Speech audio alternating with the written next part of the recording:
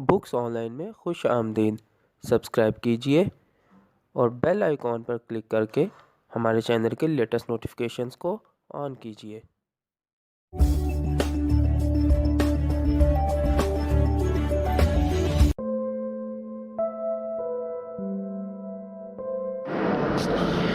अऊज़ु बिल्लाहि मिनश शैतानिर रजीम।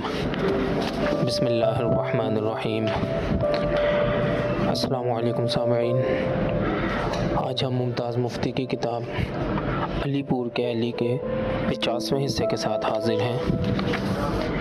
इस वक्त हम इस किताब का जो चैप्टर पढ़ रहे हैं उसका नाम है गोरियाँ। आज हम इस किताब के सफ़ा नंबर 452 से आगाज़ करेंगे। आइए शुरू करते हैं। छोटी बड़ी। उस रोज़ रोशनी में एली ने पहली मर्तबा उन्हें देखा। शक्ल सूरत, तबीयत और अंदाज में वो दोनों एक दूसरे से मुख्तलिफ थी। बड़ी का चेहरा किताबी था, नकूश सुतवा थे। जिस्म दुबला पतला, मोटी मोटी सियाह आंखों में गम की झलक, होंठ पतले और यूं भिंचे हुए थे जैसे कराह दबाए हुए हों। छोटी का चेहरा मुतबस्सम और ज़िंदगी से भरपूर था।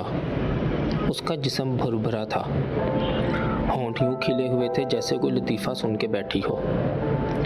बड़ी खामोश थी, ना तो वो खेल की मुतमन्नी थी, ना उसमें एहतजाज की सलाहियत थी। छोटी में जलाल और जमाल की अजीब आमेज़िश थी। दफ़तन हंसते हंसते वो संजीदगी इख्तियार कर लेती और फिर जल्द ही आप हंसने लगती। उन दोनों के लिबास सादा थे और बज़ाहिर संगार से आरी थी। आप बैठ क्यों गए? छोटी ने कहा। उठकर कोई बात कीजिए ना। हेली ने जवाब दिया। अब जमाल की बारी है। उन्हें तो सिर्फ एक बात आती है, छोटी ने कहा। वो भी सुन लीजिए, क्या हर्ज है, जब तक मेरी बाछें ठीक हो जाएंगी। बाछें ठीक होने का मतलब? मोहतरमा, वो बोला। बोल बोल कर मेरी बाछें दुखने लगी हैं। अरे, वो दोनों हंसने लगी। मैं गांव का रहने वाला हूँ मोहतरमा, वो बोला। हम तो कभी कभार ईद शब रात को उर्दू बोलते हैं या जब कभी गुस्सा आ जाए। आपसी अहले ज़बान को मिलने का मुझे मौका नहीं मिला कभी। फिर अज़राह मजाक वो पंजाबी में कहने लगे। हुन मैनू सादा ले लैन दिओ। ले लो जी सा, ढड भर के, वो ठेठ पंजाबी में बोलते हुए हंसी।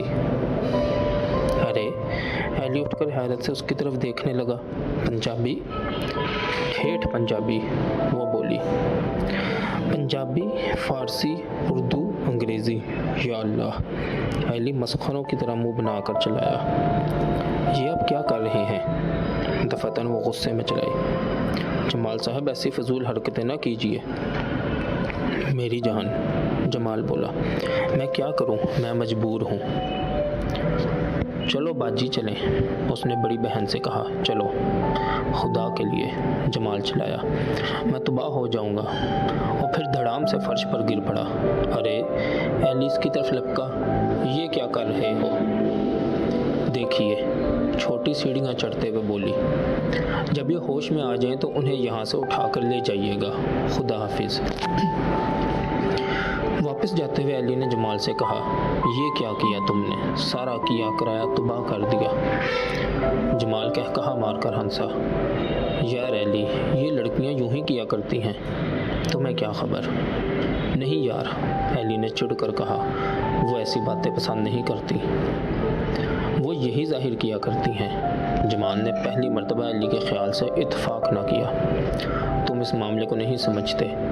वो एक बार एहतजाज करेंगी, फिर वो मानी ख़ज़ अंदाज में हंसने लगा। एली को गुस्सा आ रहा था लेकिन वो खामोश रहा। तुम्हारी मर्ज़ी, वो बोला। आखिर ये सारी रचना तुम्हारी ही रचाई हुई है। बस तो, जमाल बोला। इस मामले में तुम दखल न दो, बस देखते जाओ।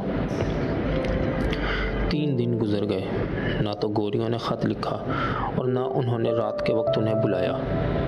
اس پر جمال گھبرا گیا اور اس نے از سرنو برساتی سے انہیں دیوانہ وار اشارے کرنے شروع کر دیے۔ جمال کو دیکھ کر وہ ہنسے جاتی اور جب وہ رات کی ملاقات کے لیے اشارہ کرتا تو نفی میں سر ہلا دیتی۔ تیسرے روز ان کا ایک لمبا چوڑا خط موصول ہوا جس کا لب لباب یہ تھا کہ جب تک آپ یہ یقین نہ دلائیں گے کہ بھونڈی اور کبھی حرکات کے مرتکب نہ ہوں گے، ملاقات نہیں ہوگی۔ البتہ آپ کے دوست آ سکتے ہیں بشرطے کہ وہ ہمیں یقین دلائیں کہ وہ آپ کو ساتھ نہیں لائیں گے۔ ایلی، جمال نیم چھتی میں بیٹھ کر کہنے لگا، یار تم مجھے چھپا کر ساتھ لے چلو، میں صرف ایک بار ان سے ملنا چاہتا ہوں۔ انہیں یقین کیوں نہیں دلا دیتے کہ تم ایسی حرکت نہیں کرو گے؟ ایسی حرکت نہ کرنی ہو تو پھر راتوں کی نیند حرام کرنے کا فائدہ؟ وہ بولا۔ وہ دونوں اس موضوع پر سارا دن بحث کرتے رہے۔ جمال چاہتا تھا کہ ایلی اکیلا آنے کا یقین دلا کر ساتھ اسے لے جائے، لیکن ایلی کو یہ بات منظور نہ تھی۔ آخر جمال کو ایلی کی بات ماننا پڑی اور انہوں نے ایک مختصر خط میں انہیں یقین دلانے کی کوشش کی کوئی ایسی حرکت نہ ہوگی جو انہیں ناپسند ہو، ورنہ اس روز پہلی مرتبہ ایلی کا جی چاہا کہ وہ اپنی طرف سے بھی ایک رکا لکھے۔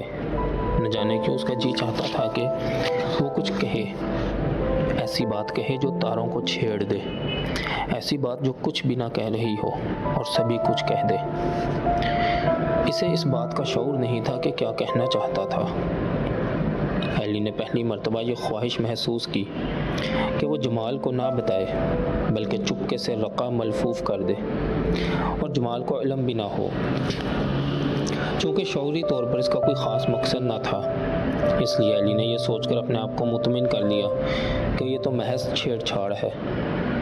لیکن دراصل اس رنگین چھیڑ چھاڑ کے بہانے وہ اس محفل میں اپنے لیے ایک مقام پیدا کر رہا تھا اور جان بوجھ کر ایسی بات کرتا تھا، ایسا انداز اپنانا تھا جس سے جمال اور ایلی کا فرق نمایاں ہو، دونوں کا موازنہ ہو جائے۔ ایلی نے کبھی اپنے آپ کو اس سلسلے میں مورد الزام نہ ٹھہرایا تھا، نہ ہی اس نے سوچا تھا کہ وہ چلاکی سے اپنے دوست کو بھونڈی شکل میں پیش کر رہا ہے۔ اس کی ایسی حرکات اور ایسی باتوں کا مقصد کیا تھا یہ اسے خود بھی معلوم نہ تھا۔ شاید وہ گوریوں سے انتقام لے رہا تھا جنہوں نے اس پر ناقابل التفات کا لیبل لگایا تھا، جو تمسخر سے اس پر ہنستی رہی تھیں، یا شاید اس کی یہ وجہ ہو کہ ان کی رنگین باتیں سن کر ان کی خودداری اور ذہنی عظمت کو محسوس کر کے وہ در پردہ ان سے محبت کرنے لگا تھا۔ جب جمال خط نقل کر کے چوبارے میں چلا گیا تو ایلی اپنا رقعہ لکھنے کے لیے بیٹھ گیا۔ اس نے 4 ایک سطور لکھی، لیکن دوبارہ پڑھنے پر اس نے محسوس کیا کہ وہ سطور بے معنی تھی۔ اس نے وہ ورق پھاڑ دیا اور پھر سے لکھنے لگا، لیکن 7-8 الفاظ لکھنے کے بعد اس نے پھر محسوس کیا کہ مضمون تاثر سے خالی ہے۔ گھڑی نے 1 بجا دیا اور ابھی وہ اپنا رقعہ مکمل نہ کر پایا تھا۔ یہ پہلا دن تھا جب ایلی کے لیے انہیں خط لکھنا مشکل ہو رہا تھا، حالانکہ وہ انہیں سوچے سمجھے بغیر 20 خط لکھ چکا تھا۔ ان خطوں پر اسے سوچنا ضرور پڑتا تھا، لیکن اس نے کبھی لکھے ہوئے خط کو پھاڑا نہ تھا، کبھی محسوس نہ کیا تھا کہ خط کا مضمون تاثر سے خالی ہے۔ شاید اس کی وجہ یہ تھی کہ وہ پہلا دن تھا جب ایلی گوریوں سے لگاؤ محسوس کر رہا تھا، اگرچہ اسے اس لگاؤ کا شعوری احساس نہ تھا۔ 1:30 بجے کے قریب ایلی نے محسوس کیا کہ جو کچھ بھی وہ کہنا چاہتا ہے اسے لفظوں میں نہیں لایا جا سکتا، اس لیے اس نے صرف 1 سطر لکھ کر ایک چھوٹا سا پرزہ جمال کے خط میں لپیٹ دیا۔ لکھا تھا، اب نہ ملیے محترمہ، اب ملاقات کی ہمت نہیں رہی۔ جب سے آپ سے متعارف ہوا ہوں دعائیں مانگتا ہوں کہ ملاقات کا سلسلہ مسدود ہو جائے، ورنہ۔ ایلی کا وہ ورنہ رنگ لایا۔ اگلے روز دوران ملاقات جب ایلی نے کہا، اللہ کرے اب کی بار تم اس قدر ناراض ہو جاؤ کہ ملاقاتوں کا امکان ہی ختم ہو جائے۔ کیوں؟ بڑی نے پوچھا، آپ کو کیا تکلیف ہے؟ بڑی تکلیف ہے، ایلی نے کہا۔ کتنے سادہ لوگ ہیں ہم کہ آگ سے کھیلنے کے لیے گھر سے چل کر آتے ہیں۔ کہاں ہے آگ؟ چھوٹی ہنسی۔ اب ملاقات کی ہمت نہیں رہی، ایلی نے کہا، اور عین لیکن اس وقت ایلی نے اپنے ہاتھ پر نرم سا دباؤ محسوس کیا۔ ایلی سمجھتا تھا کہ اس دباؤ کا مطلب اسے خاموش کرنا ہے، لیکن نہ جانے اسی دباؤ کی وجہ سے، اس خاموش یقین دہانی کی وجہ سے جو اس دباؤ میں پنہاں تھی، اس کو اپنانے کے جذبے کی وجہ سے جو اس دباؤ سے ظاہر ہوتا تھا، ایلی جوش میں آ گیا۔ یہ کس نے مجھے چھیڑا؟ کون چھیڑ رہا ہے مجھے؟ اس نے دہائی مچا دی۔ کون چھیڑ رہا ہے بھئی؟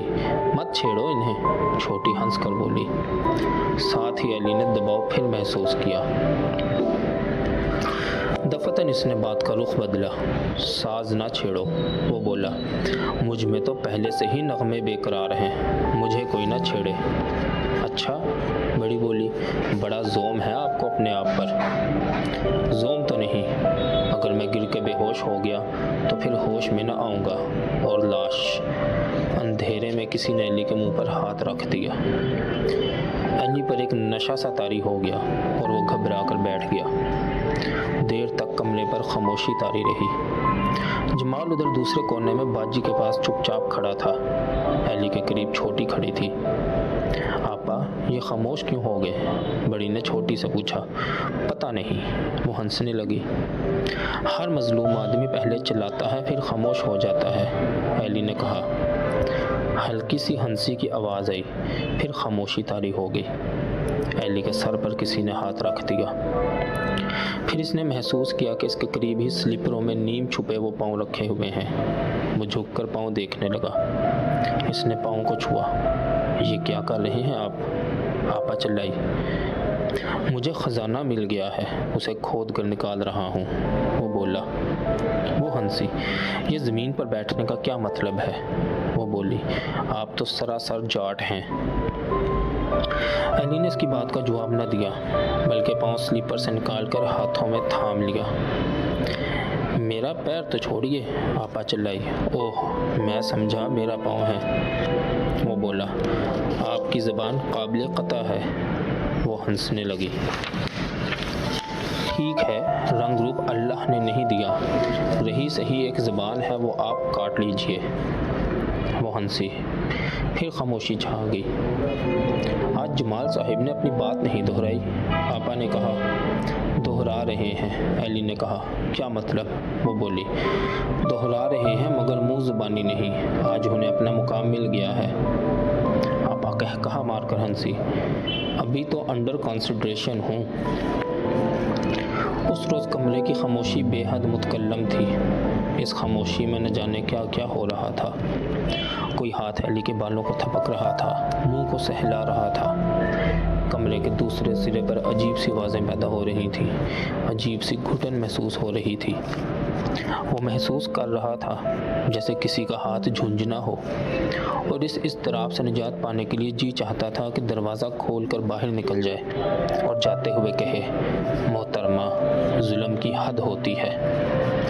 اس روز جب وہ نو گھر لوٹ رہا تھا تو پہلی مرتبہ اس کے دل میں کچھ ہو رہا تھا۔ اس رات پہلی مرتبہ وہ بے تعلق فاتح کی حیثیت سے نہیں لوٹ رہا تھا، بلکہ جیسے اس کا کچھ حصہ وہیں اس زینے میں رہ گیا ہو۔ دل میں کچھ ہو رہا تھا، دل کے تاروں کو کوئی چٹا سفید گدگدہ ہاتھ چھیڑ رہا تھا اور جسم کے تار بج رہے تھے۔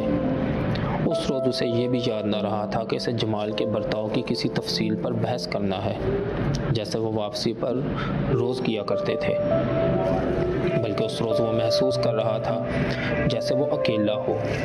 جب جمال نے بات چھیڑی تو ایلی تو یہ بھی بھول چکا تھا کہ اس کھیل کا ہیرو جمال ہے اور اس کی اپنی حیثیت کوئی نہیں۔ یار، میں تو بھولا ہی رہا، جمال نے ایلی کے شانے پر ہاتھ مار کر کہا۔ ایلی نے حیرت سے اس کی طرف دیکھا۔ بڑی والی تو بہت ہی اچھی ہے، کیا کہتے ہیں اسے؟ ہاں، باجی۔ اور وہ آپا، وہ تو ظالم کچھ کرنے ہی نہیں دیتی تھی، اور میں بھی ایسا بے وقوف ہوں کہ میں نے کبھی باجی کی طرف توجہ ہی نہیں کی تھی۔ ایلی اپنے خیال میں مگن تھا۔ وہ اتنی تیز نہیں، اور وہ چھوٹی آپا تو پولیس کی افسر معلوم ہوتی ہے۔ ہاں، ایلی نے کہا۔ تم نے ٹھیک کہا تھا، جمال نے ہنستے ہوئے کہا۔ کیا؟ کہا تھا نا میرے بارے میں کہ آج اسے اپنا مقام مل گیا ہے۔ یار تم بات دیکھے بغیر بھانپ لیتے ہو، میں نے تو ویسے ہی بکواس کی تھی۔ لیکن یار، جمال بولا، خدا کے لیے وہاں ایسی بات نہ کیا کرو۔ کیوں؟ تمہاری بات سن کر وہ پیچھے ہٹ گئی اور پھر دیر تک وہ ہنسنے لگا۔ تو مبارک ہو، ایلی نے کہا، تمہاری بات بن گئی نا؟ بات تو نہیں بنی، وہ بولا۔ یار یہ دونوں عجیب لڑکیاں ہیں، کسی کو قریب آنے نہیں دیتی۔ میں نے ایسی لڑکیاں آج تک نہیں دیکھی۔ کیسی دیکھی ہیں؟ ایلی نے بے توجہی سے پوچھا۔ جمال نے کہا مار کر ایک بھرپور ہاتھ ایلی کے شانے پر مارا۔ یار لڑکیاں تو چمٹ جایا کرتی ہیں، جھیمتی بھی ہیں، لجاتی بھی ہیں، نا بھی کرتی ہیں، لیکن ساتھ ہی چمٹی بھی جاتی ہیں۔ وہ کہا مار کر ہنسنے لگا۔ اچھا، ایلی بولا، ہمیں بھی یہ بتاؤ کسی ایسی لڑکی کا۔ مذاق نہ کرو یار، جمال بولا، یہ باجی بھی خاموش لڑکی ہے اور نانا کرتے ہوئے بھی بہت کچھ برداشت کر لیتی ہے۔ تو یار، ایلی نے نہ جانے کس خیال سے کہا، کل ہم اپنی جگہ بدل نہ لیں؟ نہ، وہ شور مچانے لگا۔ آپا تو مجھے ڈانٹے گی۔ مجھے تو نہیں ڈانٹتی، ایلی نے کہا۔ تمہاری بات اور ہے، وہ بولا۔ وہ کیسے؟ جمال ہنسنے لگا۔ برا نہ ماننا، تمہیں دونوں ہی پسند نہیں کرتی اس لیے۔ چلو یہ بھی اچھا ہے، ایلی بولا۔ جان بچی لاکھوں پائے۔ یہ بات ایلی شاید اس لیے کر رہا تھا کہ وہ بات کو راز بنا کر محفوظ کر لینا چاہتا تھا۔ اس کا اسے راز بنانا بذات خود اس بات کا شاہد تھا کہ وہ آپا سے تعلق محسوس کرنے لگا تھا۔ وہ نہیں چاہتا تھا کہ جمال کے روبرو کوئی ایسی بات کرے جس سے آپا پر حرف آ جائے۔ اس روز ایلی سارا دن مضطرب رہا۔ وہ پہلا دن تھا جب اس نے اس کھیل کو اہمیت دی تھی۔ ان کیفیات کے متعلق سوچ رہا تھا جو اس نے سفید منزل کے زینے میں محسوس کی تھی۔ اس روز وہ ایک لفظ بھی نہ پڑھ سکا۔ شام کو جب وہ دونوں نیم چھتی میں بیٹھے تھے تو نیچے سے بھا آیا۔ یہ تمہارا تار ہے، بھا نے تار جمال کی طرف بڑھاتے ہوئے کہا۔ تمہاری بیوی بیمار ہے، تمہیں بلایا ہے۔ لیکن یار، بھا نے حیرت سے کہا، تم شادی شدہ ہو جمال؟ یہ مجھے آج ہی معلوم ہوا۔ کئی لوگوں کو اب تک معلوم نہیں، ایلی نے بامانی انداز سے کہا۔ جمال تار پڑھ کر اٹھ بیٹھا۔ اس کے چہرے کی حالت بدل گئی۔ یار مجھے جانا ہوگا ابھی۔ بھا کوئی گاڑی جاتی ہے اس وقت؟ لیکن گھبرانے کی کوئی بات نہیں، بیماری عام سی معلوم ہوتی ہے۔ نہیں یار، جمال بولا، مجھے اپنی بیوی سے بڑی محبت ہے۔ اس کی آنکھیں پرنم تھیں۔ گاڑی میں بیٹھ کر پہلی مرتبہ جمال کو خیال آیا۔ کہنے لگا، یار ایلی، تم تو شاید اب ان سے ملنے نہ جاؤ گے، لیکن ایک مرتبہ تو جانا ہی پڑے گا۔ ضرور جانا۔ کہیں ان سے یہ نہ کہہ دینا یار کہ بیوی بیمار ہے، بلکہ کہنا والدہ کی بیماری کا تار آیا تھا۔ یار انہیں یہ معلوم نہ ہو کہ میں شادی شدہ ہوں۔ باقی انشاءاللہ اگلی ویڈیو میں۔